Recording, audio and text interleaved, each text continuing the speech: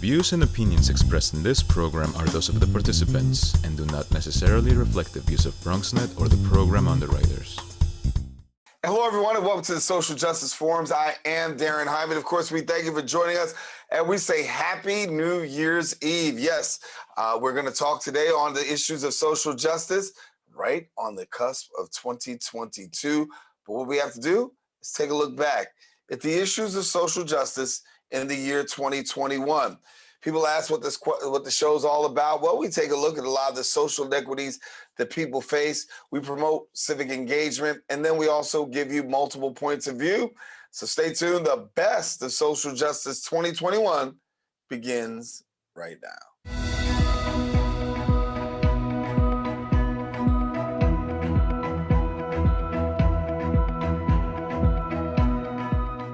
Earlier this year, the issue of critical race theory reached an all-time high as people were asking the question, should it be taught in classrooms? And numerous state legislatures debated the matter, seeking to use the bans in its classroom. But we sat down with the dean of the Episcopal Divinity School at Union Theological Seminary and a theologian in her own right, theologian in residence at Trinity Church, Wall Street, the Reverend Dr. Kelly Brown Douglas, to provide her insight. Let's take a look at her interview. Oh, thank you for having me, Pastor Jaime. I'm glad to have you in this conversation. And as we talk really right now about where we are as a society, I think that your work and your writing really is paramount. And when we talk about COVID-19 and how it's really impacted the African-American community, and we're dealing with this Delta variant, share with me a little bit about your thoughts as to where you see things today. Yeah, indeed, this question and this issue of COVID-19 and how persons, of course, began to say how COVID-19 revealed to many the inequities that were present in the African American community and other communities of color. It only revealed that to those who weren't living with them, right? Who weren't on the underside of these. So what I like to say is that we saw the convergence of two pandemics.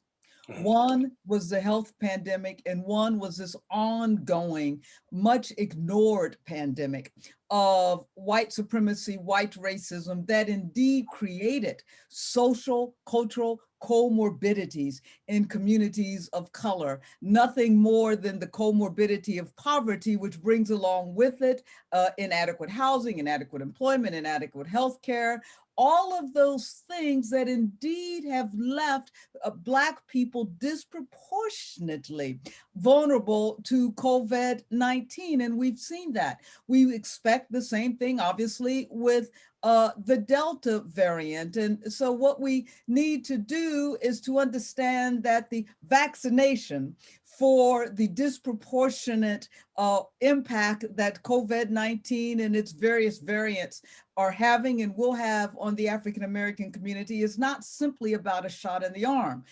We must do that, but it is about changing our systems and structures in such a way that we can begin to dismantle those very things that have left Black communities and other communities of color in what I call a culture of death, communities that breed death, not life. And if we weren't aware of that before, then COVID-19 has certainly made us aware of that. And talking right now, one of the issues that seems to come rising to the forefront right now is the conversation about critical race theory. A lot of people had that on the back burner, but now we know the critical race theory becomes another targeted thing. We know that some areas of the United States are trying to remove our nation's history, trying to get rid of critical race theory from amongst the dialogue. And so I want to get your perspective on critical race theory. But first, what I want you to do, spend just a second giving some education to some of our viewers who may not even know what critical race theory is really all about.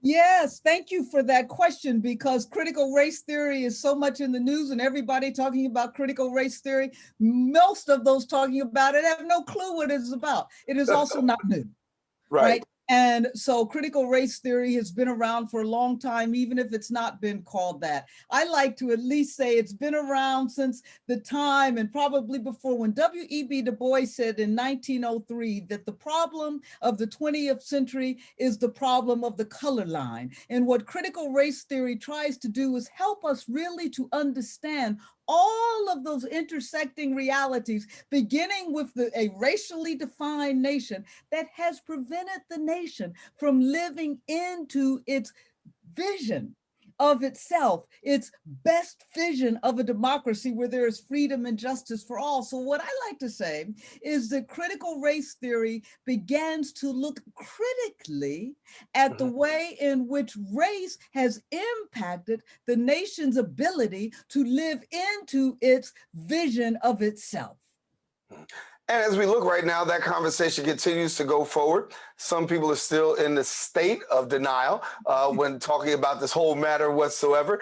But give us your perspective on how we can really better define our nation's history and how do we change that? Because you're an educational institution, you're training graduate students and those who are entering into the world of church and ministry, and you want to be able to present a balanced platform. And we know that when it comes to talking about issues of race, it seems as though white theology and white supremacy still runs rampant, even in a place of theological education. Yeah, that's exactly right, because what we have made normative is one particular gaze, one particular perspective on our history, on experience, on truth. And in so doing, what we have prevented ourselves from doing is, in fact, expanding our vision and expanding the possibilities for justice, expanding the opportunity to live into our democracy. And so it seems to me that critical race theory is that which is significant and essential to us ever living into our democratic vision. So now, what does that mean that we have to do? It seems to me, Pastor Jaime, that if we want to indeed figure out why there is a gap between who we are as a nation and who we want to be, where we are as a nation and where we want to be, between our democracy as we are and the democracy that we aspire to, then if we want to get there, then we need to at least begin to understand our democracy from the perspective of those people who have not enjoyed the justice and privileges of our democracy. And so it is because they are the ones who can most tell you what's wrong.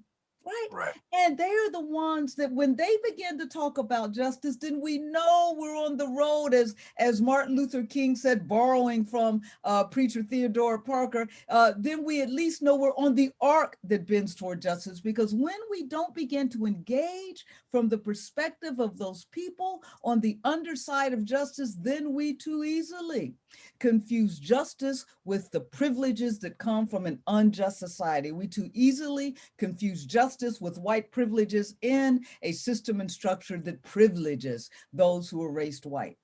Yeah. And so you take matters into your own hands, so to speak, because you're the author of a book that's coming out, and that's Resurrection Hope. And that really begins to speak to the issues, particularly of those in the African-American community, talking about how Black Lives Matter. Share with us a little bit about what was behind your writing of this book. Yeah, thank you for that. This book is sort of an extension from a previous book that I wrote called Stand Your Ground, Black Bodies and the Justice of God. And in that book, you know, I affirmed the faith tradition that God is just and is on the side of particularly Black people as they fight for liberation and fight for freedom. And as Black people do that, they're fighting for the freedom of all.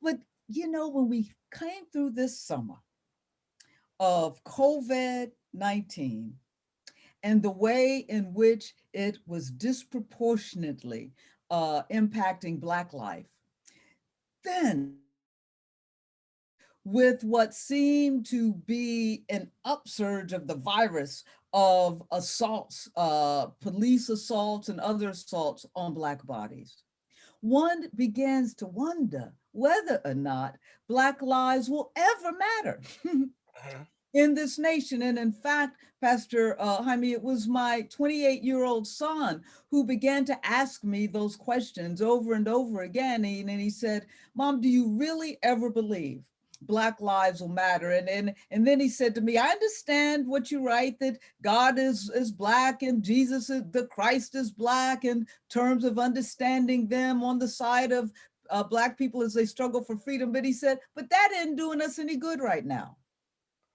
And so this was my journey to try to understand in so many respects. If my faith, I was more loyal to my faith than it was to me, right? Whether or not we could really begin to have hope in a reality and in a world and in a God where indeed Black lives would matter. So it's sort of coming from the crucifying realities of Black death and trying to find that resurrection hope that will indeed affirm Black life in a nation that lets Black people die. Yeah. And when we talk about really that gospel, the Bible, I know that you come from the perspective of understanding that much of what is written in the Bible from Jesus Christ on talks about really dealing with issues of poverty, the poor, the disenfranchised, the blind, those who have needs. And that seems to carry out in American society. We have people who are consistently poor. We have people who are really homeless. We've got people with an education crisis. And these are things that are both secular and at the same time also spiritual. So share with us, as we are, in this community talking about, we're returning back and we're going back to, our jobs. We're going back to church. We're going back to all the places. And a lot of people talk about returning to this normalcy. But the fact of the matter is, for African Americans and people in communities of color, what's normal hasn't always been fair and it hasn't always been just. That's right. Yeah, precisely right. And, this pandemic and the convergence of, if we will, two pandemics should have provided us with the opportunity to begin to do something new. Pastor Jaime, I'm sure you're familiar with this term Kairos, sort of Kairos time. This term that we use and is in the biblical witness, where we talk about it as sort of the right time, but it's a time of opportunity, a time of chaos and crisis, but a time where we like to say theologically, where God is fully present, a time where we can begin to understand that we are being called to something new, something different, a new just future. That should be our new normal. This talk of returning to normalcy, a normalcy that was toxic, a normalcy that was not life-giving, a normalcy of crucifying realities, we can't talk about that. We have to begin to be guided by this more just future and not accountable to the present or to the past. And so in our return to normalcy, I think, this nation talks about doing a racial reckoning. Well, a real reckoning is about really trying to do something to change, to transform, if not dismantle, the systems, the structures, the ideology, the culture that is indeed brought us to this place where we have not created a society that is life-giving. And then let me say one last thing, and then I'll shut up on this. That we talk about returning to our churches. Well, here's the thing. To call ourselves church is indeed aspirational, because this injustice has happened on our watch. And so we cannot even return as faith communities to the way in which we used to do things. What we learned during this time is that being church is about more than being inside a building.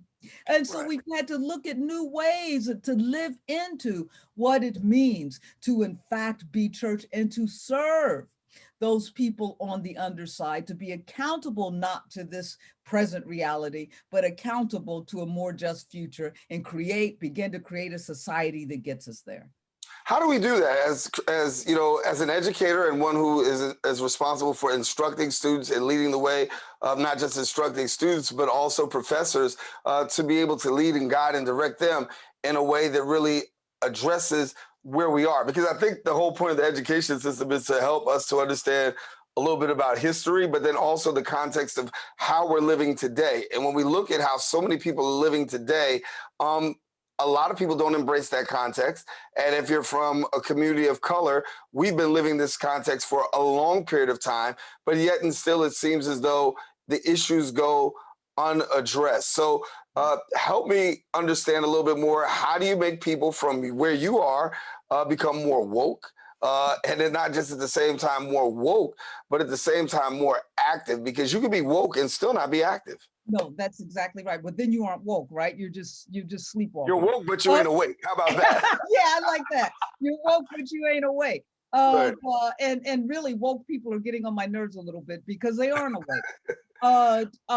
So, but I think, you know, this takes us, first of all, back to your first question about critical race theory, that we cannot expect, and borrowing from the words of legal scholar Richard Rothstein, we cannot expect the next generation to be better than our generation if we do not begin to tell the truth about our history and how we got here. Not only do we need to tell the truth about our history, but we need to tell the truth about our present realities. And again, we only can tell that truth if we understand it from the people who have been on the underside of the lies that we have told about ourselves.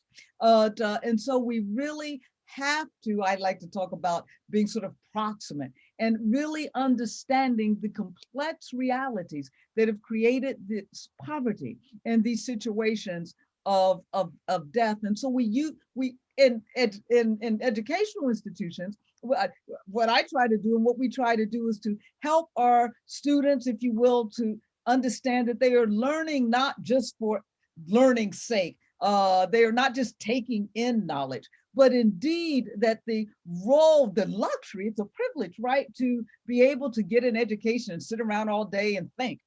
You have to be able to, you have to have your basic needs taken care of in order to sit around and think.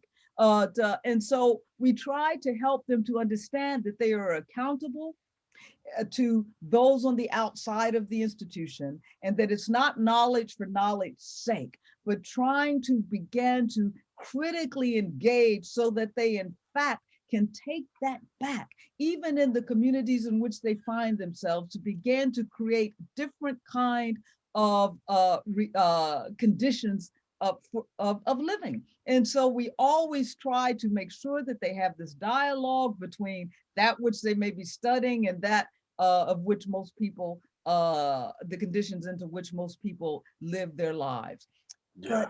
But I tell you, it all boils down to having the daggone moral courage to tell the truth.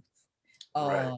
And when we do that, things change. And that's why people in this country don't want to tell the truth. Right. Well, to paraphrase, that's like translating book knowledge into street knowledge and applying it. How about that? That's right. And how about starting with street knowledge and starting with the questions? Not, you don't come with the questions in your head. Come with the questions of the people who are struggling just to survive and make it. Yeah, I want to talk about that for a minute, because there are some people who are surviving to make it, and there's a lot of questions that still remain unanswered. I want to tackle this particular issue right here, because we have a whole lot of people, particularly in New York City, who are living, fortunately, through this eviction moratorium. And so many people lie in the balance, because once this eviction moratorium hits, from my perspective, and you correct me if I'm wrong, I feel as though that we will see a rise in homelessness. I think we'll see even a more rise in the need for services. And if this eviction moratorium when it ends, there will be more of a collapse. And I don't think that too many people are really talking about the potential fallout that will happen after this is over with. Oh, no, I think you're exactly right. But I think we are going about this and looking at this in all the wrong way. First of all, we had an opportunity during the time and where there was a moratorium on evictions. We had an opportunity as a nation to begin to ask ourselves, why are people not able to afford a place to live? No one says, I want to live on the street. People aren't living in these kind of conditions because they desire to. It's because they do not have equal access and equitable opportunity to housing and to employment that will allow them to have the kind of decent, life-giving housing. Here's a statistic that I heard on the news a couple of weeks ago, and that is that there is no state in this country where a person can rent a one-bedroom apartment if they are making minimum wage. Can't, and yet we won't even raise minimum wage.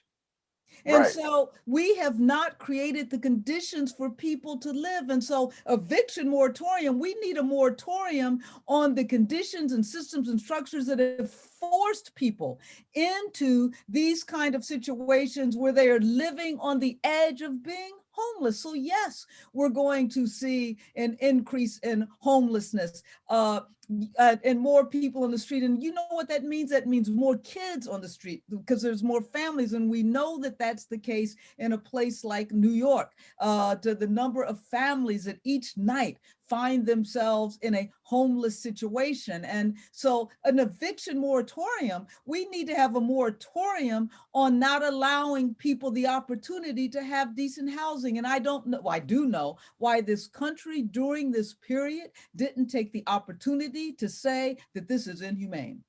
There should be no one in this country that cannot afford a decent place to live. And so now we have this, we're going to lift the eviction moratorium. And what does that mean? We're going to wipe our hands of it and say the crisis is over.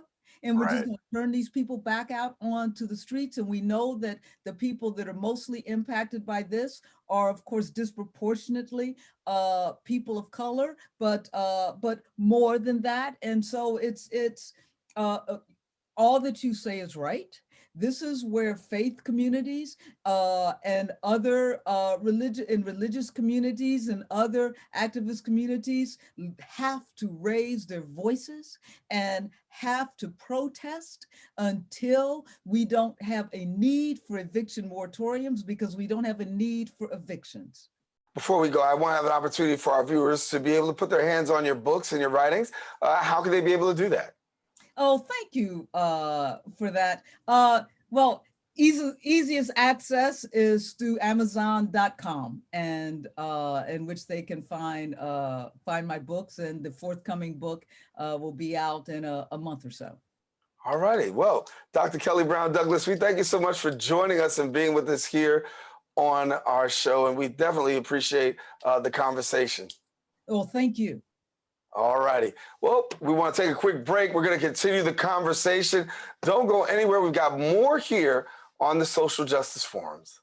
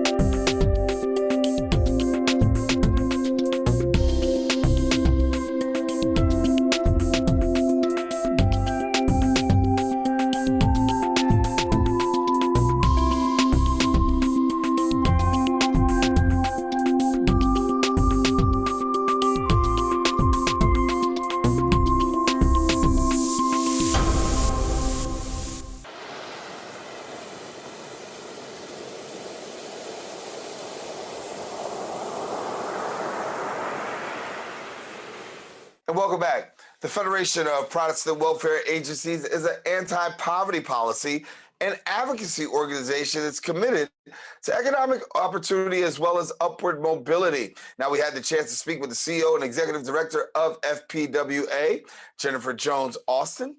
We take a look at her interview right now. I'm glad to be with you, and I'm honored and appreciative for this opportunity. Well, certainly, we're glad to have you as well. And for somebody that may not be so familiar with FPWA, a little bit about your organization. So it's a nearly 100-year-old organization. In fact, next year, the organization will recognize its 100th anniversary. It was created back in 1922 at a time in New York City when social services were doled out based on race and religion. So if you were white and of the Jewish faith, you were cared for by Jewish institutions. If you were white and Catholic, you were cared for by Catholic charities. And as we know, if you're of the Protestant faith, often it becomes a catch-all. And so people who identified as Protestant were cared for by Protestant organizations. And even if you weren't, if you didn't identify as Jewish or Catholic, you pretty much got lumped into the Protestant grouping.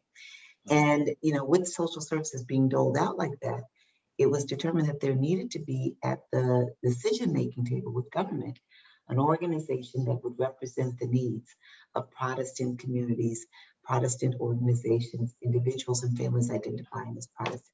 We've been at it now for nearly 100 years. The interesting thing is, whereas when the organization was first founded, it was largely Protestant only, nonprofit serving Protestant individuals and families and others who, again, didn't identify as any of the others. Today, we have more organizations under our umbrella, which is like 170 plus member agencies. We have more organizations that are secular than Protestant, and we also have organizations that identify as being Jewish-based, Muslim, Buddhist, and Catholic. And the way that I think about it as a child of the church is that, we're just like doing the work of the Good Samaritan. We're not trying to figure out who you are and who you identify. We're just concerned about every individual, every family in New York that is struggling and working to make sure that their needs are met. Yeah. And I know with such a diverse population and groups represented, you tackle a diverse group of issues. And I want to delve into a few of those issues that you guys tackle. And I know one is the issue of police brutality and, criminal justice reform, but more particularly the area of police brutality. We've seen a lot, and I know that George Floyd's, the conviction of Derek Chauvin has actually heightened that conversation. But it's been a long-standing conversation. Share with us your thoughts. So we look at the issue of police brutality in its kind of entirety, like what is it rooted in? And we all know that racism plays a significant factor in police misconduct, disproportionate policing, disproportionate excessive use of force by the police against Black and Brown communities. What we often don't talk about, though, is the additional factor that poverty plays. Here in New York City, we often talk about, the communities with the greatest concentration of Black and Brown persons being overly policed, where we see, greater incidents of stop and frisk, which still continues today, despite, what has happened over the last several years to curtail it. It still continues. What we often don't talk about is the added element, a significant factor of poverty. If you look at the community districts here in New York City with the highest rate of justice involvement, arrest, and incarceration, you will find that they are also the communities with the highest rates of people of color residing in them. But they also are the communities with the highest rates of persons with low income. And so at FPWA, we center on that, that trifecta, that three-legged stool, that in America, when you think about justice involvement, you have to look at how race and poverty play an integral role. And so that's the way that we come at it. How do we address and get to the decriminalization of race, as well as the decriminalization of poverty? And when we talk about, the issues with the police department, we know that broken window policing is really huge. For our viewers who may not be so familiar, and we're trying to educate them on this particular matter, give us the definition from your perspective of what broken window policing actually is and what you'd like to see happen. So broken windows theory was created many years ago. Goodness, maybe now going back 20, 25 years here in New York City. Maybe it was something that was done in other jurisdictions, but it was brought, or state cities, was brought here back about 20, 25 years ago, maybe a little bit longer. And what broken windows theory is, essentially, it's a theory that if you address the kids, like with the activities that are kind of a low level, offenses that are conducted at a low level misdemeanor rate, and you nip them in the bud then that will cut off what mounting crimes. So broken windows, kids throwing rocks at broken windows, just to make it plain. Kids throwing rocks at broken windows, right? That's a low level crime, right? Maybe it gets you a summons, maybe it gets you a misdemeanor. The theory is if you stop the kids, then at that point, then they won't go on to commit larceny. They won't go on to commit burglary, robbery. They won't kind of get that kind of feeling in their system and go out and start doing bigger crimes. The crackdown on it has been to then crack down on the people who commit these lower level offenses, but kind of to do it in a harsh manner. Let's nip it in the bud. Let's exact a punishment upon you now, not doing it through a preventive approach, right? And so that's the criticism with broken windows theory. It's not just exact a punishment. Let's look at why young people may be engaging in these misdemeanor type crimes. Is it that they don't have enough after school supports or recreational activities? They're not leaned into to address what may be some of the things that have them on the street when they could be engaged in things that are more meaningful and value add. So our response is, let's not treat the problem, let's treat the underlying issue. And that's what we believe is key to keeping communities and people safe without overly, policing Black and brown communities. We talk about I didn't mean to cut you off. But when we talk about over-policing, one of the things that we know about over-policing is use of force. What really got America shaking their head, and when we say our allies, those people, we've seen it all the time in the African-American community, communities of color, this use of force. But I think it really began to hit home for a lot of people watching the death of George Floyd. And even though that's Minneapolis, we know that we've got our own challenges across New York City. What would you like to see happen by way of use of force here? So first and foremost, we need to, at the federal level, continue to push for the George Floyd Justice and Policing Act that would do everything from, tying federal funding for police departments across the states to making sure that they implement certain mandates around a data registry that ensures bad cops can't get fired and move from one locality to another locality, and be back in the business of exacting excessive force upon people, exerting excessive force upon people. Provisions against use of chokehold bans at the federal level. What it does is it begins to set up what is a federal set of policies and provisions in the form of legislation that serves to protect people against excessive use of force. But we also need to be doing the same thing at the state level. Here in New York, we have had some movement. We had some movement under Governor Cuomo to bring about greater protections, but much more needs to be done. Much more needs to be done at the local level. We've had a report that was presented to the New York State body, goodness, I guess maybe back in March of this year, that speaks to greater accountability, greater discipline, but we've got to make sure that we have the enforcement mechanisms in place.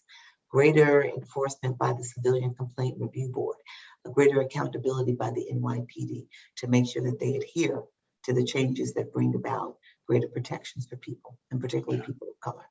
Yeah. What brought George Floyd to the forefront was the fact that a young girl actually captured that on camera. And the discussion continues now, right here in New York City, about body cams and having body cams and the use of body cams. To me, no brainer. But obviously, to the policies that be, it's something totally different. Give me your perspective on body cams. What would you like to see happen there? And why is it so hard to do something that seems so reasonable? So, I think it's so hard. I mean, there had been a similar debate in corrections, in the jails. Do correction officers have to use body cams? Or, should there be technology that controls where you can see what's going on in the jails at all times? I think ultimately it comes down to two things. One, there are cops who are doing things they should not be doing. They are using their power and the badge to exert, like fluent force and undue influence over people. And there's a concern about that being caught. The unions play a great role in this. The Police Benevolent Association is a very strong union here in New York City. And they're not in favor of these things because then this information caught on camera can be used against their cops when it comes to proceedings, disciplinary proceedings. So that's part of it. I think the larger part of it is just kind of a universal feeling. You and I in our day jobs don't have people watching over our shoulder every single thing that we do. And there aren't many places where that is happening. And so there is this sense of people are human, people make mistakes. And what if everything I did, like during my 8 hours plus of work was caught on camera? I might not be my best self. The difference, the distinction to be drawn is when I'm not my best self, it isn't necessarily resulting in the potential death of another individual, another human. And so, certain liberties have to be done away with. Certain freedoms have to be done away with. I think that body cameras should be worn by every cop. And when they are off and, like what is happening isn't reported, then these cops, and frankly, I dare say, not just simply when something bad happens. If it's found that certain cops have their cameras off when they shouldn't, even if nothing bad happens, they should be disciplined for that because that then becomes a deterrent to keeping it off. Yeah, I just happen to think if everybody's got cameras and Big Brother's watching everybody else, I don't understand why Big Brother can't watch and put camera on himself. I just don't get it myself. But I've heard to your point, I sometimes I look at my iPhone and it's telling me where how long it's going to take me to get to my next destination, and it sometimes tell me that how long it's going to take me to get to places I'm not even going. Or you'll Google something, and the next thing you know, you turn around and the computer is giving you all types of information about that thing that you Googled. We are being watched. Yeah, so I mean, I understand why we can't see it from that. They can't see it from that perspective. One thing I know that a big conversation is being had is about the demilitarization, I should say, of police. And when we see them, when we look before, back in the day, growing up, officer friendly, the most he had was, the gun and the nightstick, and that was it. And I know that things have gotten worse. I know that things have gotten progressively worse. But when we look at what we're seeing right now, and we see particular scenes, it does look like a war zone sometimes in our very own communities. And the cry has been for the demilitarization of police. Where do you stand on that? On board, and we don't have a lot of time, but I could spend an hour talking about this, and essentially talking about the system in which we're living. I'm chairing the New York City Racial Justice Commission, and a lot of my thinking is actually rooted in the teachings of my father. My father was a pastor in Brooklyn, New York, and a civil rights leader. He, along with several other ministers, including Dr. Martin Luther King Jr., founded the Progressive National Baptist Convention to bring the church into the social justice and civil rights movement. The Southern Christian Leadership Conference was in place, but that was really a conference of leaders of faith. It was not churches actually being involved in the movement as well. My father wrote a book, actually it's a book that I just republished, titled God in the Ghetto, A Prophetic Word Revisited. And in the book, he essentially breaks down the system of racism, capitalism, and militarism, all designed to work in concert to continually oppress people of color. And essentially what he helps us to appreciate in this book, in deconstructing the system, is that capitalism is kind of the end game, right? And capitalism in a society where we've determined that some people will have and some people will not. Racism is an instrument. It's the social construct that enables and that props up capitalism. Because with racism, we decide, or I should say they decided, our founding fathers and those who followed in power, decided that white persons would have, and all other persons of colors would have less. So you then use racism, racist policies, practices, legislation, and the like to further enable and allow capitalism to continue to hold. Why do we have wage inequity? Because it's and racist wage inequity, because that then allows for capitalism to thrive, because then it limits the purchasing power, which then builds equity for persons of color.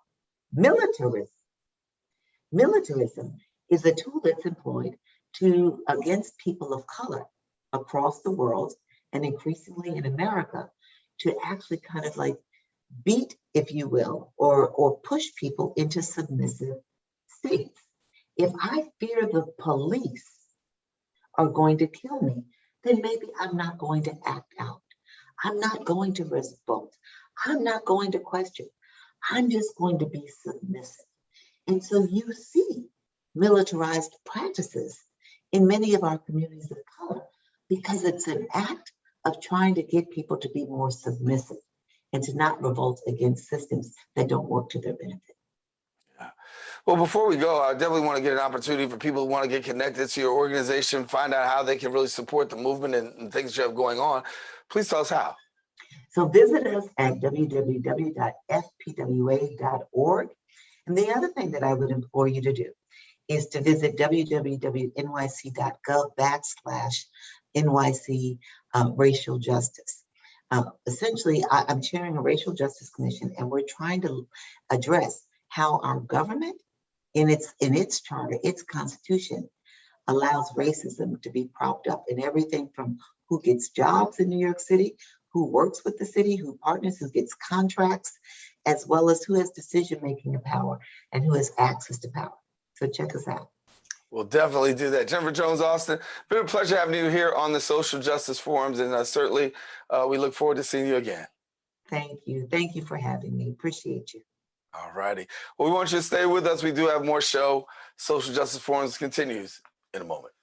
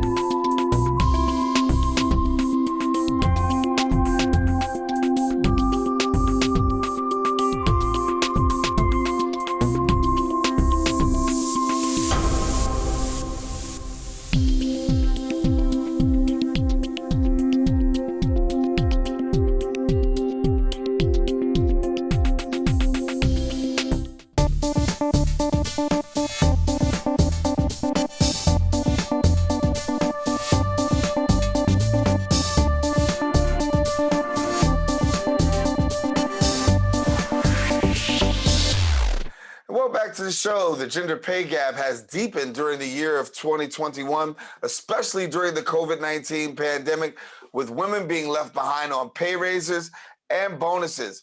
Women working full-time in the United States are paid 83 cents per dollar earned by men, as well as the consequences of the gap affecting women throughout their lives and hurting the economy. Well, we sat down with political commentator and co-founder of Max Black Media, Dr. Avis Jones DeWeaver. She analyzed this issue for us, and we'll go to that interview right now. Thanks for having me. It's great to be here. I'll just say Dr. Avis, if that's okay. So, absolutely. Feel free. Well, listen, I want to talk a little bit about your work, because really talking front and center on the issue of women's rights, it still becomes an issue in 2021. The fight still continues. Talk to me about where you see things going right now, because we can say we've seen some progression, but still a lot of work left to be done. It's a lot of work left to be done. I think that the specific fight for gender equality is ever evolving in the same way that the fight for racial equality is ever evolving. This is one of those demons that we continually have to fight generation after generation. But the good news is that we have fighters who are still here willing to put in the work. And so what we're seeing right now, for example, with regards to this issue, are a lot of things. One of the things that I think that's very important for people to think about, particularly with this context that we're facing in the post-pandemic reality, is something called the She Session. One of my peers, I actually went to graduate school with her, so proud to see Nicole Mason. She's now the president of the Institute for Women's Policy Research. She coined that phrase because they were looking at exactly who were disproportionately impacted with the loss of jobs following the recession. And we see that following the pandemic, and it was women. Women were disproportionately likely to be out of the workforce, either because they lost their job or because they had the increased sort of child rearing, schooling responsibilities as schools closed and are still yet to really be able to come back in full force. So because of these sort of dual responsibilities that women face, they're having a harder time making their way back into this recovering economy. And that's one challenge that I think women across America and maybe even across the globe are struggling with as we look to get back to what I think will be a new normal, not exactly the same normal that we had before. Yeah, employment and unemployment continue to be a big challenge post-pandemic, no matter what. Pre-COVID, we know that women's rights, when it comes to pay and pay equity, was really, disproportionate. How do you see things coming out of the pandemic? Do you see that shortening up a little bit, or do you see that even expanding with COVID now entering into the mix? It'll be interesting to see that, because on the one hand, we know that employers are having a work shortage. So a lot of employers are now in the position where they're having to compete for the best talent, meaning that they are having to raise their pay and give other special bonuses and other special things that they are offering individuals in order to try to woo them to work for them. But the reality is that we also know that we have a long history, and there's no reason to expect that this will change, of pay inequities. And we not only see wage gaps, generally speaking, across the sexes. I would argue that we see multifaceted wage gaps when we sort of layer onto that issues that women of color, and particularly Black women, face. So, for example, if the overall wage gap is about 82 cents to the dollar, for Black women, it's about 63 cents to the dollar. And there's a wage gap that exists between Black women and white women, where Black women make only about 79 cents to the dollar that white women make. And so, these inequities, unfortunately, I would expect to remain even as overall pay increases, because in my perspective, this is an example of built-in institutionalized racism and sexism in the intersection of those two in this economy. And it's going to take more than a pandemic, I think, to straighten all of that out. Yeah, I was talking to a friend of mine. We were watching a basketball game not too long ago. Just the other day, we were talking about the Milwaukee Bucks. They have a co-owner that's actually an African-American woman, and it was a startling sight to see, because many times when we see leadership success, we don't see women and women of color in that arena. Talk to us about what we're seeing right now, because we have seen recently, due to Black Lives Matter, I would attribute more people elevated who are women in leadership, corporate positions. Give us a little bit about that leadership success that we're seeing. Yeah, we are seeing a lot of organizations are now being a little bit more mindful of the fact that they need to do what's necessary in order to diversify their leadership. It's kind of, I guess better late than never. And there's still more work to do with that. But for me, for someone who for many years worked in the diversity, equity, inclusion space, it shows me that all along they could have been doing it, but there was a calculated choice not to. One of the reasons why I don't do that work anymore is because of the frustration that I felt around, being invited in, being asked to do all of these trainings, and giving people recommendations and organizations representation around what they need to do in order to not only diversify their workforce, but specifically diversify their leadership. And then leaving those institutions and still seeing them, in essence, be like many little versions of institutional apartheid, where you have an all-white leadership structure. And to the degree that there is diversity in the company, it's at the lower levels. And so it's good to see that now, finally, they are making some movement to correct that. My next challenge to them is to give those individuals the support that they need to be able to succeed and thrive. What we know from looking at what companies oftentimes do is that they oftentimes give promotions to women Black women, Black people at moments where the particular departments that they're supposed to lead are going through some sort of crisis. And then they oftentimes don't give them the support that they need to really be able to see that crisis through. So I'm hoping that they don't just put these people in place and expect them to work miracles. I hope that they put them in place and then give them what they need to really be able to thrive. Yeah, very, very important to give people the necessary resources. You spoke a little bit earlier about taking your gifts and talents and using them in your own way. And so I know one of those ways is that you authored a book. I want you to share a little bit about your book and really how you look to empower women through that. Yes. So I have a book called How Exceptional Black Women Lead. And really, this book was around pulling together the knowledge of exceptionally successful Black women in various different spaces. So I include perspectives in there from women who are in corporate, from women who are nonprofit leaders, for women who are entrepreneurs, for women who are individuals who sort of like are just community leaders. And so I want to show the different perspectives of leadership and how that shows up. And the whole idea here is to be able to demonstrate that, number one, Black women, as I mentioned, have a very different challenge as it relates to ascending to leadership than other people do. We are two sort of rungs removed from the space of institutional power in this nation, in that we are neither white nor are we male. And so we have a very specific area to traverse when we're looking to make our path to leadership. And my hope is that as each new generation embarks upon this journey, that we don't have them embark upon that journey on ground zero, having to figure everything out on their own. My hope was to provide this space where I could collect institutional knowledge from these women who are successful leaders in those various fields, so that they can share their stories and give tips and advice to the women who are in the field right now, trying to make that journey about what sort of path they should take and which things that they should avoid in order to sort of move up that ladder. And it's something that I'm super proud of, that has been, I think very well received, not only in this country, but around the world. Yeah.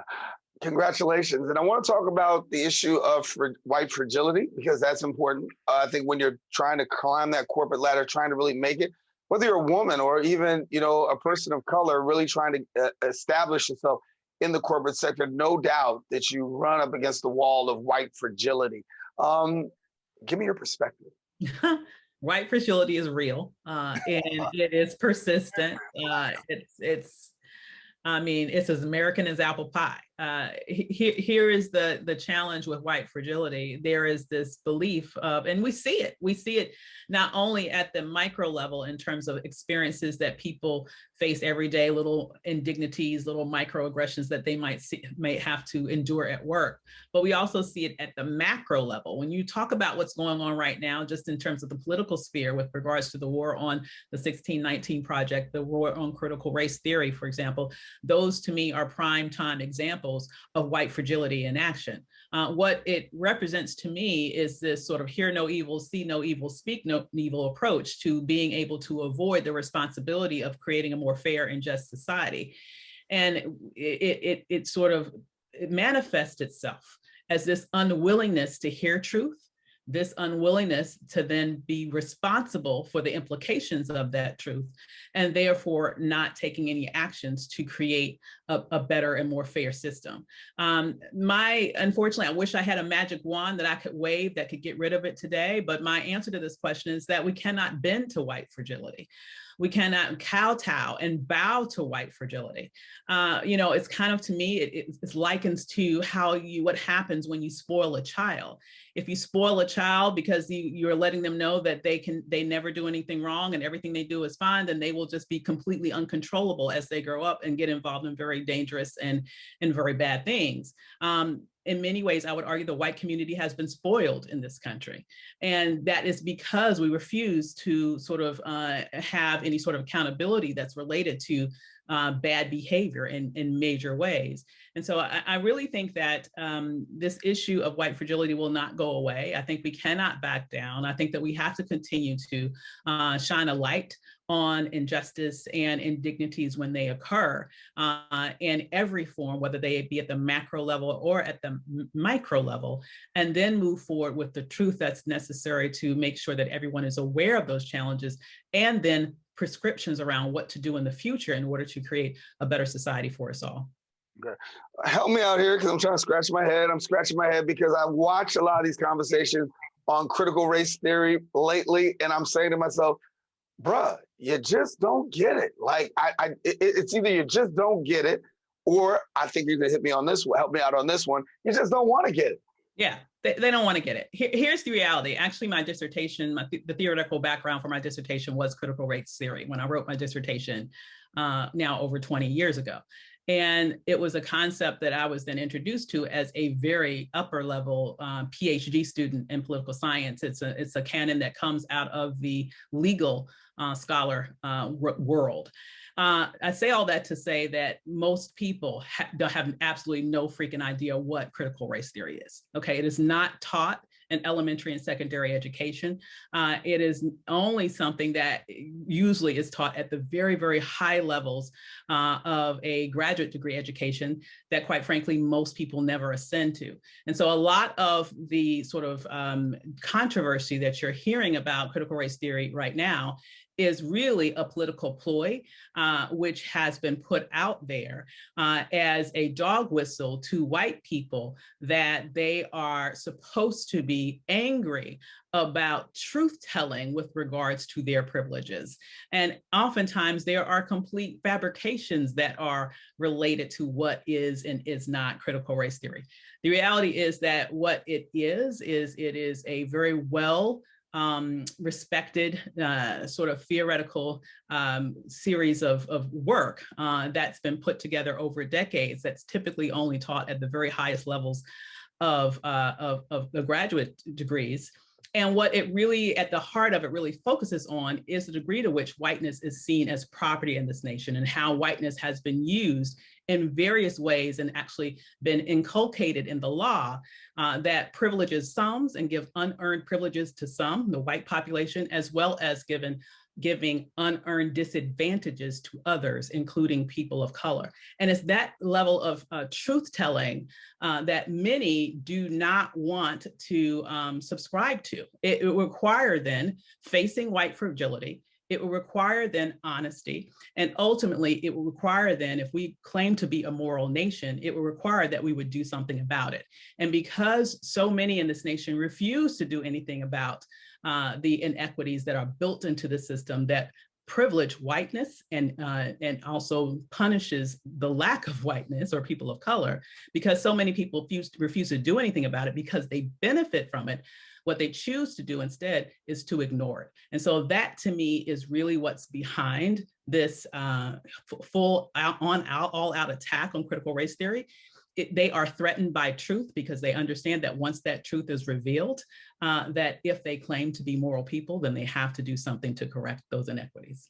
Yeah, we have this conversation, and we're going to have this conversation. I'm going to let you go now, but I'm going to bring you back so that we can have this real conversation about critical race theory, because I think it's important that we talk about it. I think that people understand really what's behind it, because you really talk about what's behind it and how we really get around that. So, Dr. Avers, thank you so much for being with us. Thanks for having me. Well, some very interesting guests, Dr. Avers Jones DeWeaver, and all of our guests on the Best of Social Justice 2021, as we take a look at many of the inequities that people faced. And while these were just 3 of the interviews, we had an opportunity throughout the course of the year to really look back at a lot of issues that people are dealing with, as well as some solutions and ways that you can be involved. It's been a pleasure bringing you the Social Justice Forums 2021, and we hope that you enjoyed this very special episode. Now you can rewatch the episode right here on BronxNet TV or catch the website at BronxNet.org. We invite you back in 2022, where we look to elevate the conversation, bring you some very interesting guests, and yes, include you, the viewer. I'm Daren Jaime. For all of us here, have a happy new year, and thank you for watching the Social Justice Forums.